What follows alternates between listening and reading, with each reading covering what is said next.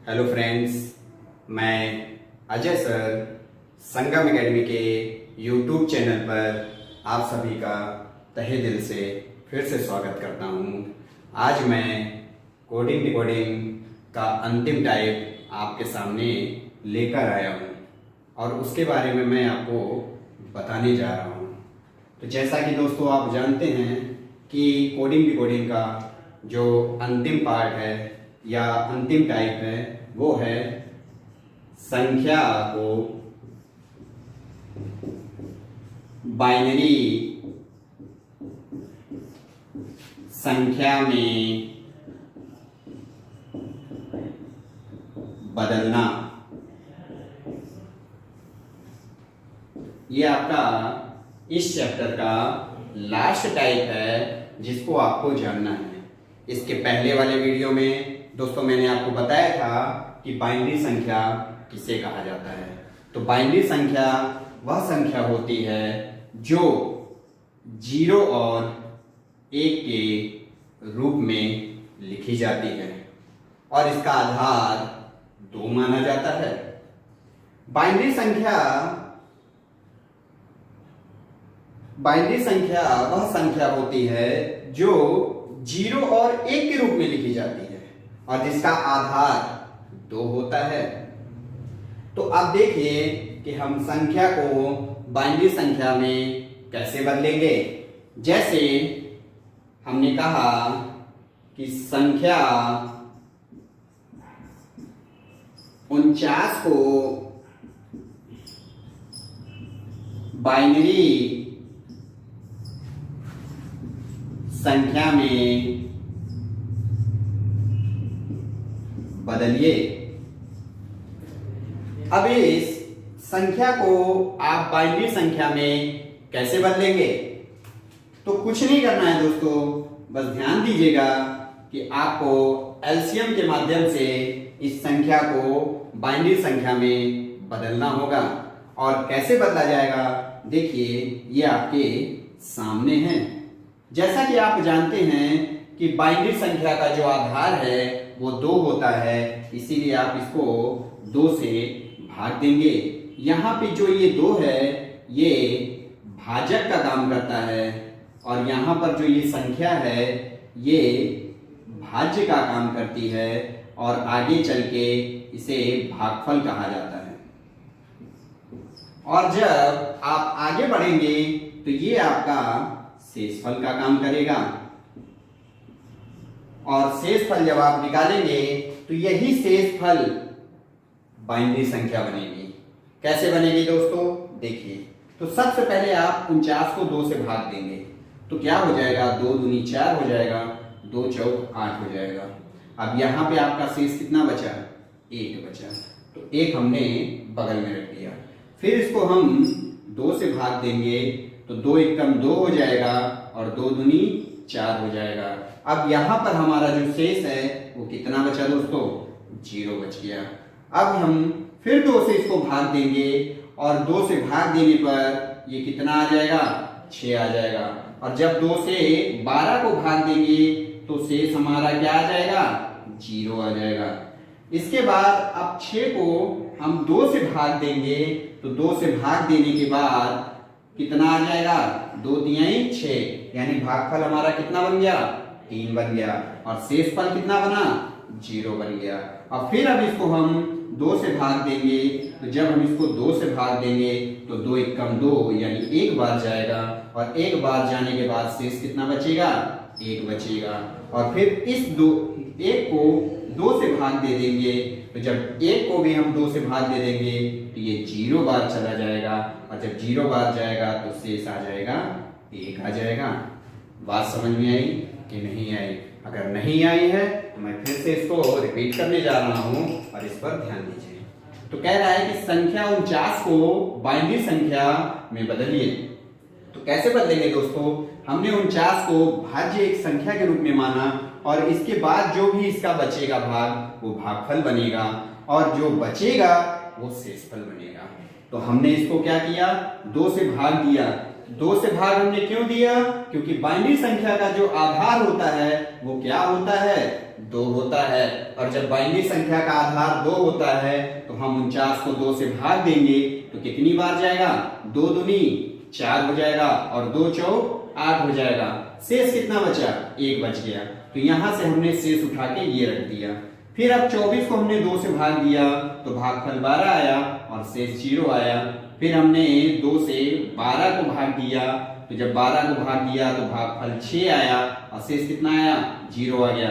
फिर 2 से हमने 6 को भाग दिया तो जब 6 को भाग दिया तो भागफल 3 आया और शेष 0 आ गया। इसी तरह फिर हमने 2 से भाग दिया 3 को तो हमारा भागफल 1 आया और शेष फल 1 आया।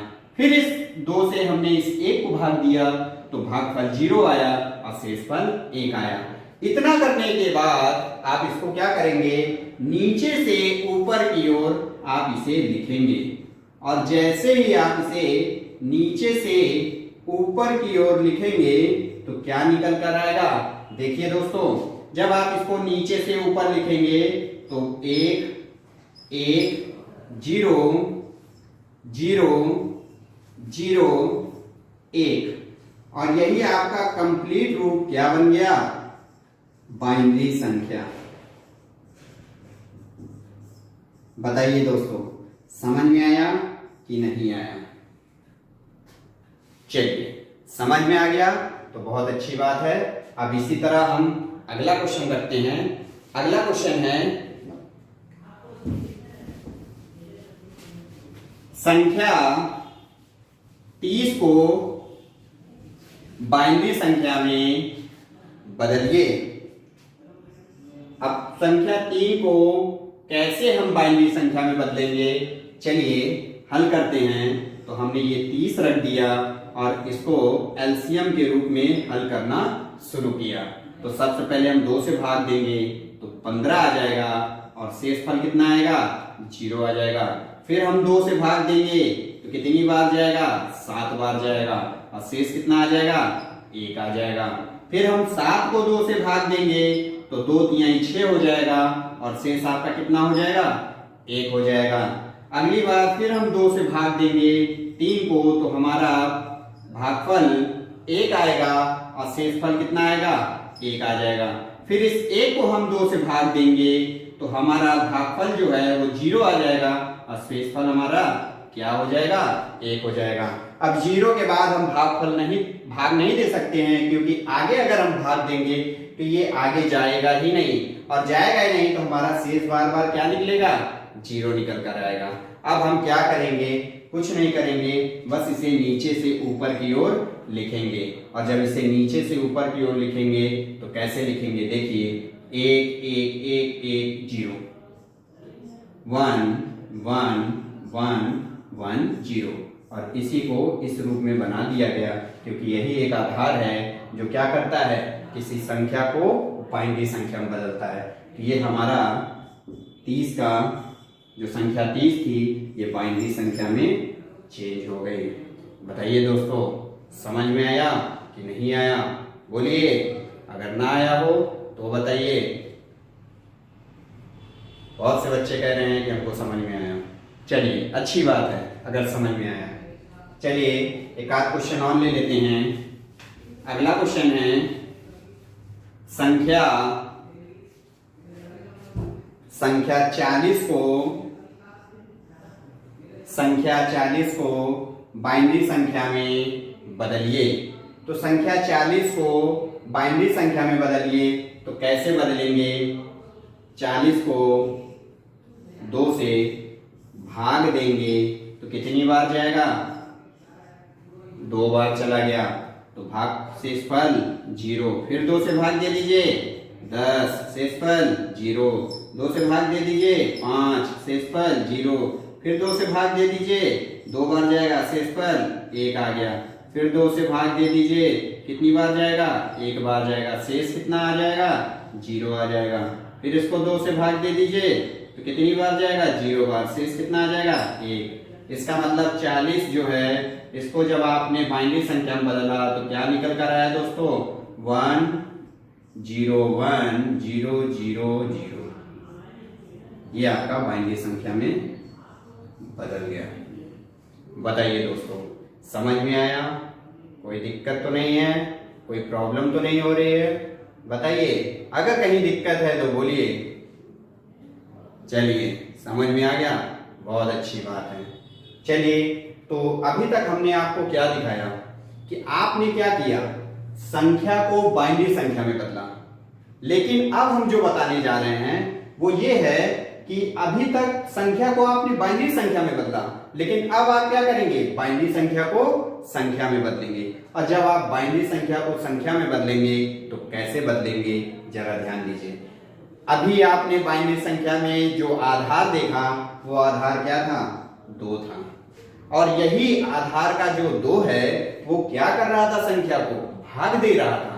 और जब भाग वाली संख्या को जब हम बदल के उसी रूप में लाना चाहेंगे तो क्या करेंगे, गुणा करेंगे। और ये गुणा किस रूप में होता है, ये गुणा हमेशा ध्यान रखिएगा घात के रूप में होता है। तो कैसे इसको हल करेंगे, देखिए हम आपके सामने बताने जा रहे हैं कि हम इसको कैसे हल करेंगे।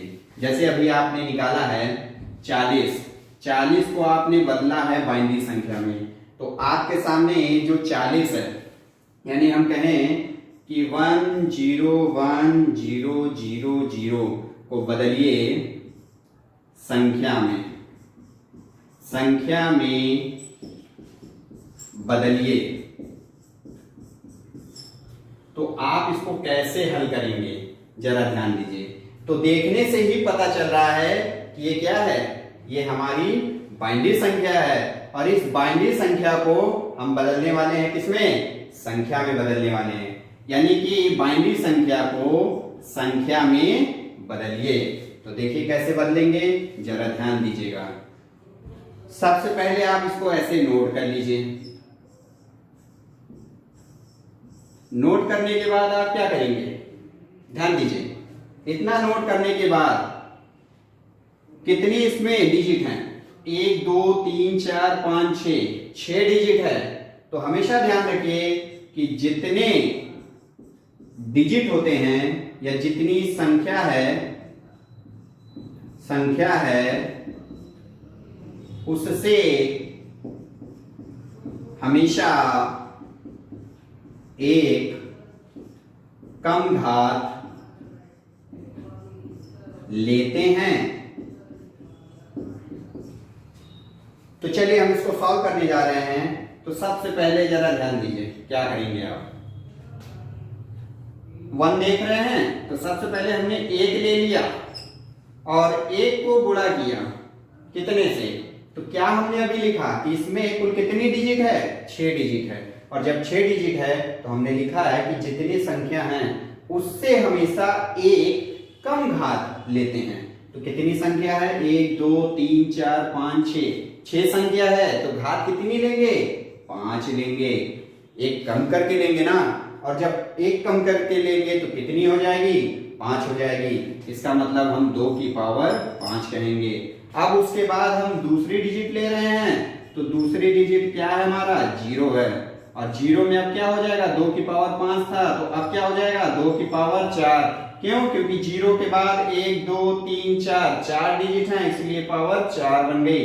अब उसके बाद आगे बढ़ेंगे तो 1 है, 1 का गुणा, अब पावर कितनी लेंगे, तो जरा 1 हमने लिया है, 1 के बाद कितने हैं, 1 2 3 डिजिट है, इसीलिए पावर 3 लगेगी। आगे बढ़िए, इसी तरह 0 के साथ कितनी पावर लगेगी, अब 0 के बाद कितने हैं डिजिट, 1 2 हैं, तो पावर कितनी लगेगी, 2 लग जाएगी। फिर क्या करेंगे, अगला 0 लेंगे, अब इस 0 को 2 से गुणा करेंगे, लेकिन 2 पर पावर कितनी लगेगी, अब जब आपने इस 0 को लिया है तो इसके बाद एक 0 है, इसीलिए पावर 1 लगेगी। फिर आप क्या करोगे, अगला 0 लोगे और 2 से गुणा करोगे। अब इस 0 के बाद कोई पावर है, नहीं है, और ना ही कोई संख्या है, इसीलिए इस पर पावर हम क्या कर देंगे, 0 कर देंगे। अब जरा ध्यान दीजिए, इसको गुणा करिए, 2 की पावर कितना हो जाएगा, 32, और 32 से कम 32 हो जाएगा, प्लस अब 2 की पावर 16 का 0 में गुणा करिए, 0 आ जाएगा। फिर इसके बाद क्या करेंगे, 2 की पावर 3 यानी 8 ही कम 8 हो जाएगा, प्लस जीरो का गुणा 2 की पावर 2 में करेंगे कितना आएगा, जीरो आ जाएगा। फिर इसके बाद 2 की पावर फिर जीरो का गुणा करेंगे कितना आ जाएगा, जीरो आ जाएगा। जीरो का गुणा 2 की पावर जीरो में करेंगे क्या आएगा, जीरो आ जाएगा। अब इसको जरा ऐड कर दीजिए तो 32 और 8 कितना हो गया, 32 और 8 40 हो गया। तो इस तरह से हम क्या कर सकते हैं, किसी भी बाइनरी संख्या को संख्या में बदल सकते हैं। बताइए समझ में आया कि नहीं आया, बोलिए। चलिए समझ में आ गया तो बहुत अच्छी बात है। चलिए अगला क्वेश्चन लिखिए।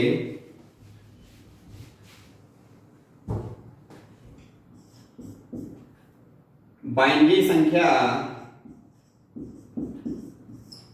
1001101 को संख्या में बदलिए।